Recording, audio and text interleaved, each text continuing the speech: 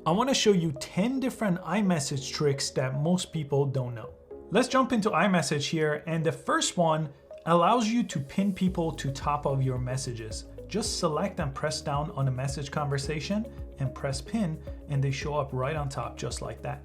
Anytime you want to unpin them, press and hold and unpin them, and they'll come back to this section.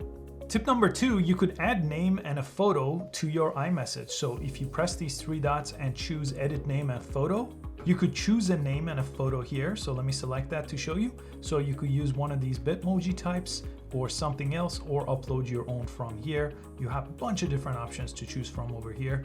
Press continue. And you could change your name and set it up. So every time you share a photo, for example, these will show up for you. This one's really useful. You could actually translate a text to a different language. Press and hold down on it, and one of your options is translate. When you choose translate, look at this. It lets me translate it from English to Spanish, just like that. And I could also change the language over here, and these are the languages that are available for me for translations. Very useful.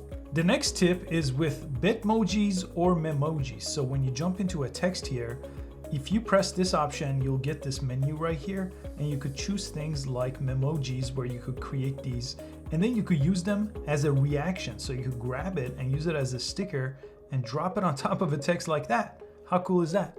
You could also send with effects. So instead of pressing return to send, if you press and hold right here, it's gonna bring you to this page where you could have all kinds of cool effects over here. And look at these screen effects. You have a bunch of them available, and you could browse this way and see all the different animations that you could get with your text. When you're happy, go ahead and press send. You could also react to messages. If you get a message, you could press and hold on it, and you could react to that message by choosing any one of these options, like a heart or thumbs up, and it will appear like this as long as you're both using iMessage. You could also send audio messages. So instead of just typing your message, if you press and hold over here, it's gonna record a little audio message, and then as soon as you let go and press up, it's gonna send it as an audio message here, just like that. And here's a quick way to share your location with someone. Just press on their name on top here, and you could say share my location. Press this option right here, and then share for 1 hour until end of the day or indefinitely, and they'll get your location just like that. And then you could stop at any time from here. If you have Bitmoji set up, you could press this globe icon to access your Bitmojis here.